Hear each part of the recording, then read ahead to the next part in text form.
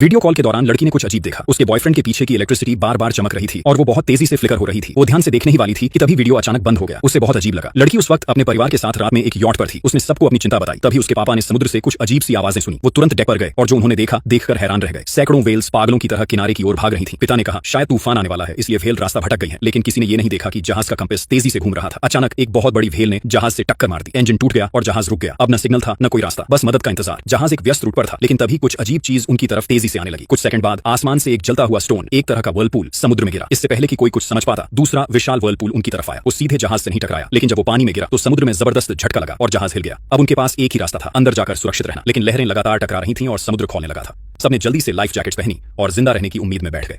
प्रकृति का गुस्सा भयानक था। 2 दिन बाद जब तूफान थमा तो परिवार बाहर निकला, लेकिन जो नजारा सामने था वो और भी डरावना था। समुद्र पूरी तरह गायब हो चुका था। चारों तरफ सिर्फ सूखी जमीन थी। जहाज के डेक पर मरी हुई मछलियां और बिखरे हुए समुद्री जीव पड़े थे। सबको लगा ये सपना है, लेकिन ये हकीकत थी। अब सबसे बड़ी समस्या थी, खाना और पानी भी खत्म होने वाला था। जाइमी, उनका बेटा, आसमान में रंग बिरंगे बलून्स छोड़ने लगा ताकि कोई उन्हें देखे और मदद भेजे। उधर उसके पिता जैक लगातार रेडियो से मदद मांग रहे थे।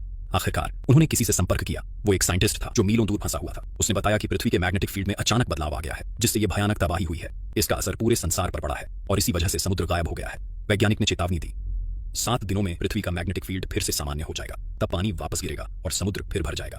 तुम्हें जल्दी से किसी ऊंची जगह पहुंचना होगा।